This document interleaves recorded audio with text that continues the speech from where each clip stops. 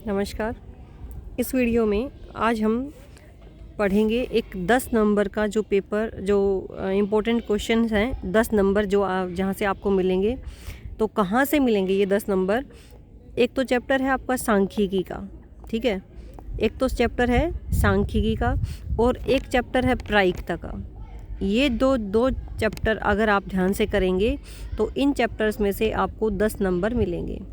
पहले ही आपको एक 4 नंबर का मैं करवा चुकी हूँ। 4 नंबर कहाँ से किए थे हमने? फर्स्ट चैप्टर में से सिर्फ 2-4 क्वेश्चन किए थे, वहाँ से 4 नंबर का एक प्रश्न हर बार आता है और एक सांख्यिकी वाला जो है 10 आता है। तो टोटल कितने नंबर हो गए आपके यहाँ से? 14 नंबर हो गए। सिर्फ इन 2 वीडियोज़ को अगर आप ध्यान से करते हैं कुल मिला के 5 या 6 क्वेश्चन बनेंगे। 5-6 क्वेश्चन में से अगर आपके 14 नंबर आते हैं तो ये एक बहुत ही आपके लिए आसान भी होगा नंबर्स को लेना। तो जिन बच्चों को ऐसा लगता है कि मैथ बहुत मुश्किल है वो यहाँ से देख के करें और जल्दी मतलब आपका अच्छा स्कोर आ जाएगा, मैथ में आप इजीली पास हो जाओगे। तो शुरू करते हैं आज का वीडियो। सबसे पहले सांख्यिकी की बात करते हैं। सांख्यिकी में आपके पास 3 तरह के क्वेश्चन आएंगे। ध्यान से आप पढ़ेंगे इस वीडियो को। 3 तरह के क्वेश्चन आपको आएंगे। पहला क्वेश्चन आता है आपका माध्य निकालने वाला, उसके बाद दूसरा क्वेश्चन आएगा आपका माध्यक निकालने वाला और या फिर आएगा क्वेश्चन आपका बहुलक निकालने के लिए, ठीक है। 3 ही क्वेश्चन हैं और बस इसमें 2 पार्ट ये हो जाते हैं कि माध्य जो है 2 तरीके से निकलता है। एक तो प्रत्यक्ष विधि और एक आपका आएगा कल्पित माध्य विधि। कल्पित माध्य विधि ये मतलब अगर आप ये कितने क्वेश्चन हो गए एक तरह से? एक ये 2 3 और 4, ये 4 क्वेश्चन करोगे। सिर्फ ये 4 क्वेश्चन जो इस वीडियो में करवाऊंगी मैं आपको, इन 4 क्वेश्चन को करने से आपके पास कितना क्वेश्चन हो जाएगा? एक क्वेश्चन 5 नंबर का पक्का आता है यहाँ से। और इन्हीं में से कोई 1 या 2 नंबर के क्वेश्चन कई बार 1 आ जाता है और कई बार 2 भी आ जाते हैं। तो कम से कम 6 या 7 नंबर के क्वेश्चन इन 4-5 क्वेश्चन में से, इन 4-5 में से आ जाएंगे आपके पास। तो आप बड़े ध्यान से इनको कीजिए और समझ में ना आए तो बार बार वीडियो को देखिए। लेकिन इतना मुश्किल नहीं है माध्य निकालना, छोटी क्लास में भी आप करते आए हो। औसत निकालना वही है, थोड़ा सा स्टेटमेंट चेंज हो गई हैं, क्वेश्चन चेंज हो गए हैं, तो उसके अकॉर्डिंग है। तो चलिए अब शुरू करते हैं क्वेश्चन को। तो अंक आपको बता दिए हैं कि एक 5 नंबर का क्वेश्चन पक्का आएगा माध्य माध्यक बहुलक में से। तो आप इनको ध्यान से करेंगे। तो करते हैं सबसे पहले माध्य। माध्य का सूत्र बता देती हूँ। सबसे पहले माध्य के 2 सूत्र चलेंगे। प्रत्यक्ष वाला जब भी आप करोगे तो सूत्र चलेगा समेशन xi fi और नीचे आएगा समेशन fi, ठीक है। अब यहाँ पर इसका मतलब क्या होता है? इसे बोलते हैं सिग्मा, ठीक है। समेशन भी बोलते हैं, सिग्मा बोलते हैं।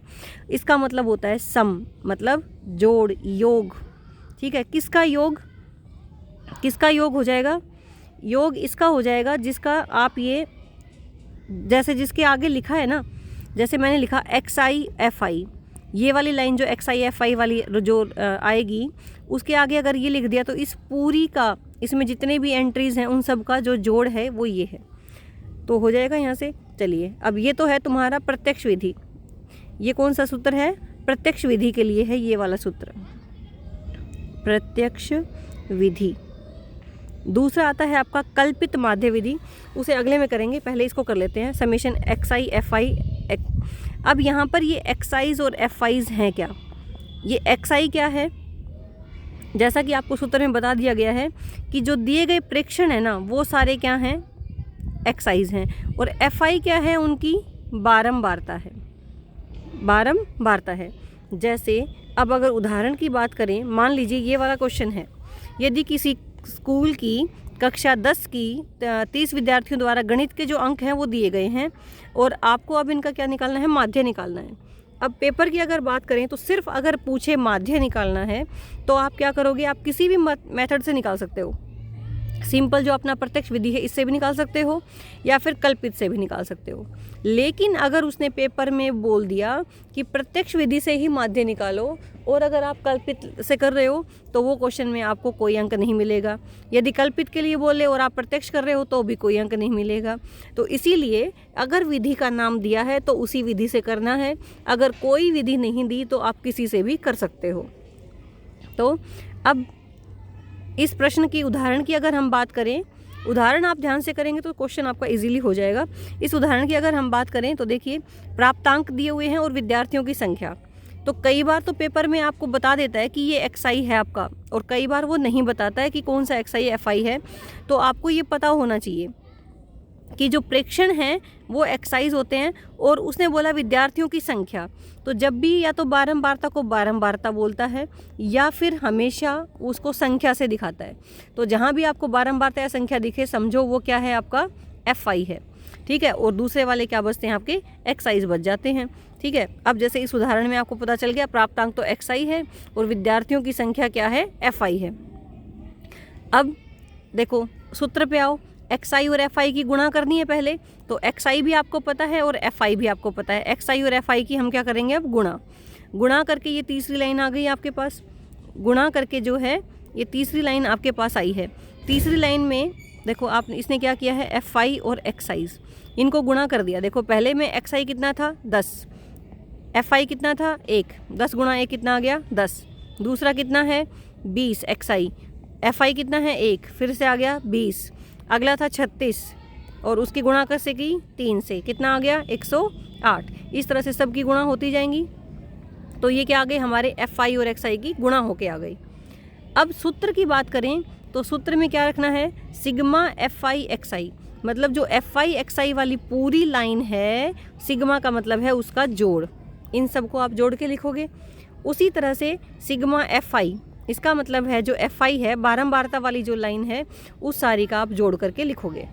ठीक है, तो यहाँ पर सिग्मा FI XI कितना आया, अगर हम सूत्र की बात करें तो सिग्मा FI XI कितना है अपना, यहाँ पर 1779 है, 1779। तो सूत्र में माध्य कितना आएगा, 1779, और नीचे FI वाली लाइन का जोड़ कितना है, 30। तो कितना आ गया ये, 59.3, 59.3। तो ये क्या आ गया, आपका माध्य आ गया। अब ये तो निकाला हमने प्रत्यक्ष विधि से। अब आप ये ध्यान रखना, कई बार प्रश्न में पूछ लेता है कि इसी क्वेश्चन को प्रत्यक्ष विधि से करो, इसी को कल्पित माध्य से करो, तो उत्तर हमेशा बराबर आएगा। किसी भी माध्य से, किसी भी विधि से माध्य निकालो, उत्तर हमेशा समान आता है। तो ये हो जाएगा हमारा प्रत्यक्ष विधि फिर से बता देती हूँ कि इनकी सिर्फ गुणा करनी है और इस लाइन का जोड़ करो, FI वाली लाइन का जोड़ करो और उनको भाग कर दो, ये आपका माध्य आ जाएगा प्रत्यक्ष विधि से। अब चलते हैं दूसरे माध्य की तरफ। दूसरा माध्य हमारा रहेगा कल्पित माध्य। अब जो विधि हम करेंगे माध्य निकालने की, वो हमारी है कल्पित माध्य विधि। ठीक है, कल्पित माध्य जैसा कि नाम से पता चल रहा है, कल्पना, जहाँ पर हम माध्य की क्या करेंगे, कल्पना कर लेंगे और फिर उसके बाद हम आगे क्वेश्चन पे जाएंगे। अब आइए इस उदाहरण पे, ये उदाहरण आपको दिख रहा है इधर। तो यहाँ अगर आप देखेंगे कि माध्य की कल्पना करनी है, तो सबसे पहले देखो वर्ग अंतराल वाली लाइन है, ये आपको दी गई है। वर्ग जो अंतराल है वो आपको दिया गया है। सारे कॉलम्स कैसे निकालने हैं वो देख लेते हैं। विद्यार्थियों की संख्या है वो है FI होती है, पता ही आपको। ये 10 से 25 है, 25 से 40, 40 से 55, आगे के भाई आप देख लेंगे। ये कितना है, 2, 3, 7। ठीक है, अब जब भी वर्ग अंतराल दिया हो तो देखो यहाँ FI तो आपको दे रखे हैं, इसका मतलब XI जब भी वर्ग अंतराल दिया होगा आपको निकालना पड़ेगा। और वर्ग अंतराल कैसे निकालते हैं, वर्ग अंतराल जो वर्ग चिन्ह निकालना पड़ेगा। वर्ग अंतराल की जो वर्ग ऊपरी सीमा है प्लस निचली सीमा बटे 2 करने से। तो यहाँ कितना है, 10 जमा 25 और बटे कितना आएगा, 2। तो कितना आ जाएगा ये, 25 और 10 35 बटे 2, वो आएगा 17.5। तो जो एक्साइज की अगर बात करें तो वो आ जाएगा 17.5। अगला कितना है, 25। देखो यहाँ पर 25 और ये 40, तो 25 जमा 40 बटे 2 कितने हो गए, 65 बटे 2। ये कितना आ गया, 65 बटे 2 कितना होता है, 32.5। तो यहाँ कितना आएगा, 32.5। उसी तरह से अगला भी निकाल लोगे, 47.5, 62.5, आगे 2 निकल देती हूँ, 77.5 और 92.5। अब बात आती है DI की। अब हम DI निकालेंगे, वो होता है XI माइनस A। अब ये A क्या है, A हमारा कल्पित माध्य है। A क्या है, कल्पित माध्य है। अब ये माध्य कहाँ से निकालोगे, देखो XI वाली लाइन में जो बीच का है वो जो माध्य में है उसे हम कल्पित माध्य बोलेंगे। तो देखो नीचे के 2 छोड़ दिए, ऊपर के 2 छोड़ दिए, तो बीच में कौन है? ये दोनों हैं, 47.5 और 62.5। लेकिन अब इनमें से कोई भी आप एक ले सकते हो, या तो ये ले लो या फिर ये ले लो, तो उत्तर सेम आएगा चाहे आप कोई भी लें। तो हम यहाँ लेके चलते हैं 47.5। तो ए का मान हमने कितना ले लिया? 47.5। तो अब क्या करना है? एक्सआई वाली लाइन में से ए को घटाते हुए चलना है। एक्सआई का मतलब 17.5, क्या घटा दें? 47.5। सब में से 47.5 घटा दो। 32.5 में से क्या घटा दें? 47.5। 47.5 में से क्या घटा दें? 47.5। 62.5 में से क्या घटा दें? 47.5। 77.5 में से क्या घटा दें? 47.5। 92.5 में से क्या घटा दें? 47.5। तो कितने आ गए ये आपके पास, वो आप लिख लेंगे। ये आ गया आपके पास -30, घटाने के बाद -15, फिर आ गया आपके पास ये 0, फिर उसके बाद +15, +30 और +45। ठीक है, आसान है ये वाली लाइन। अब अगला हमें काम करना है FI गुणा DI का। FI वाली लाइन आपके पास है, DI आपने ये वाली लाइन निकाल ली, इन दोनों की गुणा कर दो। तो 2 की गुणा किससे कर दोगे? -30 से, कितना आ गया? -60। 3 की गुणा किससे कर दोगे? -15 से, कितना आ गया? -45। 0 की गुणा 7 से करोगे तो 0। सब की गुणा कर दोगे यहाँ पर जो होंगे उनसे, तो ये कितना आएगा आपका? 90, 180 और ये आ गया 270। अब हमारा काम क्या है? अब जो सूत्र है, एक बार सूत्र की बात अगर करें तो कल्पित माध्य से निकालने के लिए जो सूत्र रहेगा वो हमारा होगा x बार बराबर a जमा सिग्मा FI DI बटे सिग्मा FI। अब ये चीज़ चाहिए होती है आपको। a तो आपको पता ही है जो कल्पित माध्य था 47.5। अब सिग्मा FI DI ये क्या है? FI DI वाली लाइन का जोड़, इन सबको जोड़ दो। इनको जोड़ने से कितना आता है? 435। तो यहाँ पर आप लिख दोगे 435, प्लस के 435 हैं ये, तो ये आ गया आपके पास 435। नीचे सिग्मा FI वाली लाइन का जोड़, FI वाली लाइन का जोड़ अगर आप करोगे तो ये आता है 30। तो ये लिख देना यहाँ पर 30। बस अब इसको हल कर लोगे आप। हल करने से जो आएगा वो आपका उत्तर आएगा। तो ये कितना आ जाएगा आपके पास? ये 47.5 और प्लस इसको 30 से भाग करोगे तो ये आएगा आपके पास 14.5। तो ये कितना आ गया? 62। तो ये क्या आ गया आपका? यहाँ से माध्य आ गया। किस विधि से? कल्पित माध्य विधि से। तो जब भी आपको विधि कहे तो आपको काम उसी विधि से करना है जो आपको बताई जाती है।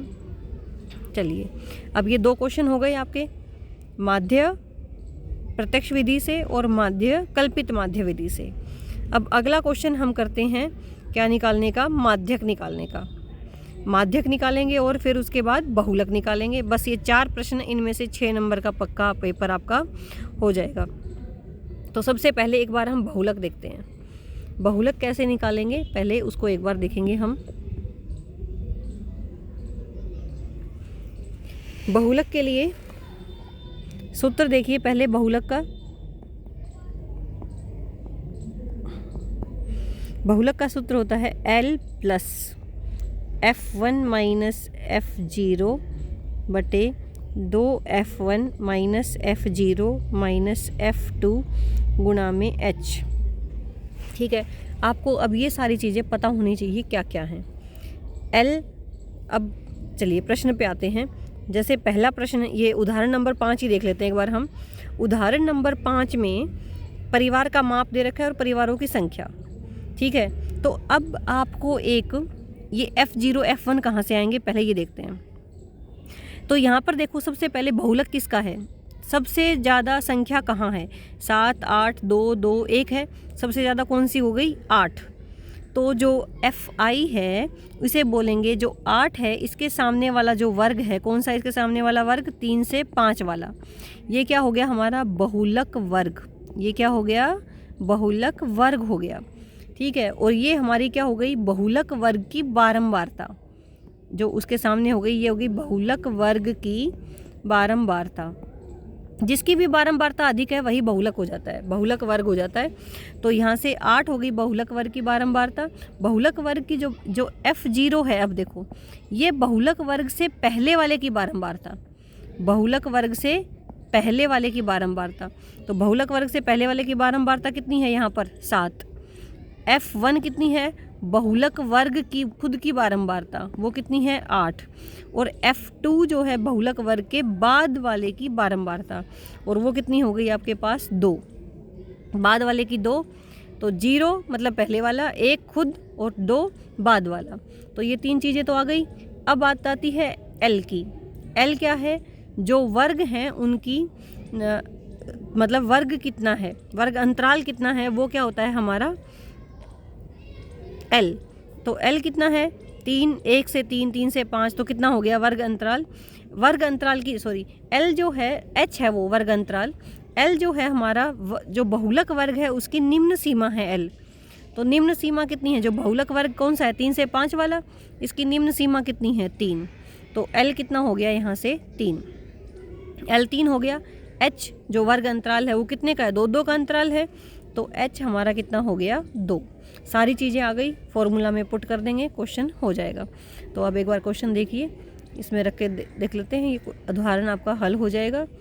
तो अभी आपने निकाला L कितना आ गया था हमारा 3 जमा F1 कितना है 8 और ये कितना है 7, और ये कितना हो गया 2 गुना F1 फिर से 8 - 7 - 2 गुणा H कितना है वर्ग अंतराल 2।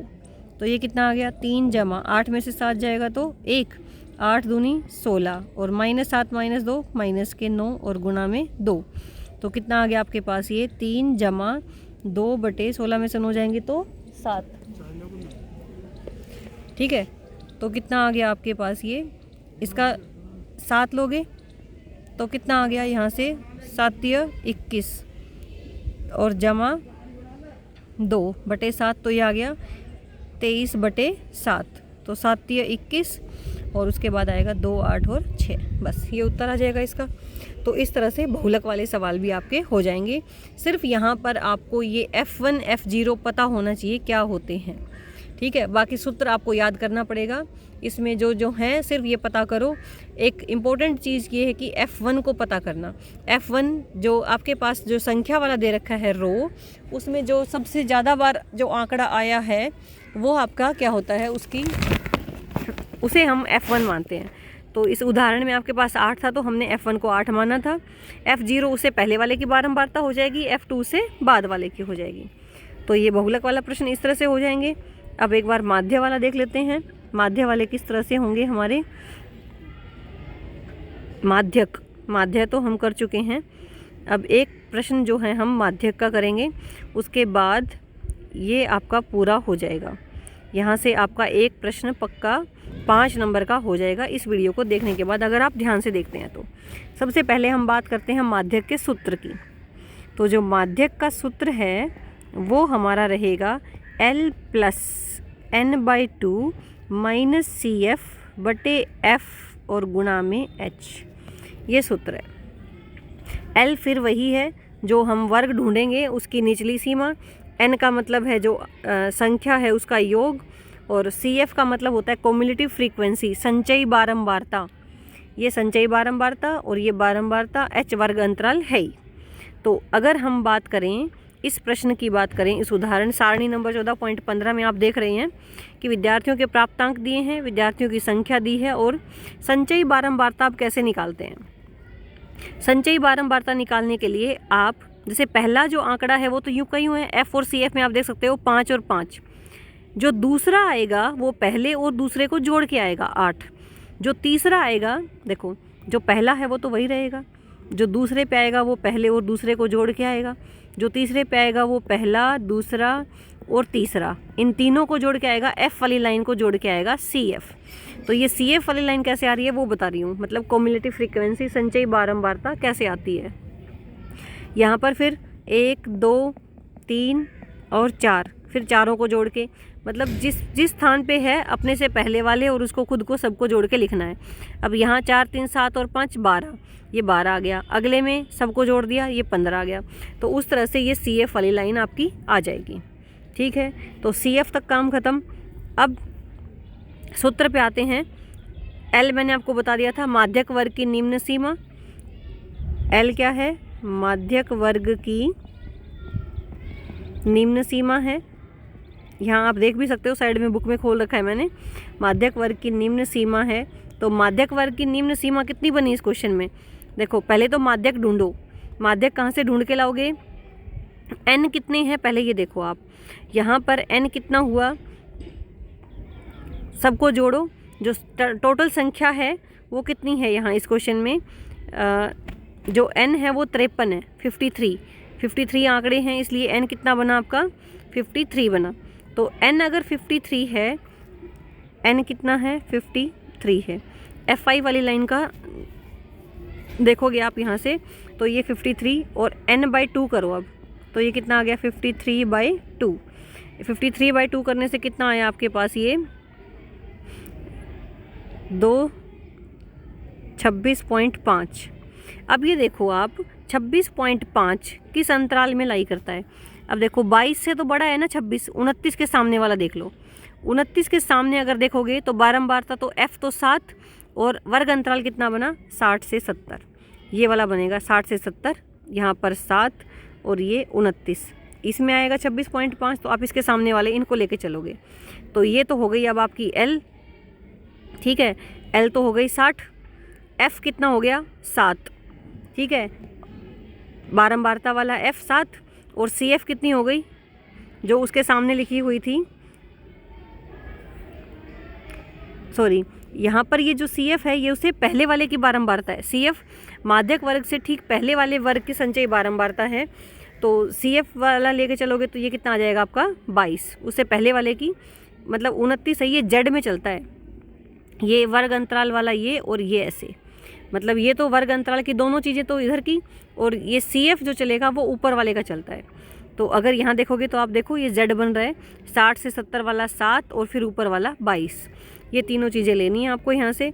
तो ये कितना आ गया? 60। ये 26.5 n/2 का मान हमने निकाला था अभी, 22 7 और ये सारा आ गया। सोल्व करोगे तो 66.4। तो आपका जो माध्यक है वो आ गया 66.4। इस तरह से माध्यक का सवाल भी हो जाता है। यहाँ से हमने 4 प्रश्न अब किए हैं। माध्य निकालना सीखा है 2 तरीके से। ठीक है, एक बहुलक निकालना सीखा है और एक माध्यक निकालना सीखा है। इन 4 प्रश्नों में से एक प्रश्न पक्का आएगा 5 नंबर का, और कोई एक छोटा प्रश्न भी पूछ लेता है वो कई बार 1 नंबर का। तो इतना आपका हो जाएगा। अब इसके बाद ये वीडियो के लिए हमने इतना ही बनाया है। एक जो 2 या 3 नंबर का प्रश्न आता है वो प्रायिकता से, उसके लिए अगली वीडियो में आप देखना। इस वीडियो के लिए इतना ही है, तो आप इस चैप्टर को ध्यान से कीजिए। एक 5 नंबर का प्रश्न 10वीं कक्षा की परीक्षा में फॉर श्योर यहाँ से पूछा जाएगा। आप ध्यान से कीजिए, पास होने में ये एक बहुत आपकी मदद करेगा ये वाला चैप्टर। ठीक है, चलिए, धन्यवाद वीडियो देखने के लिए आपका।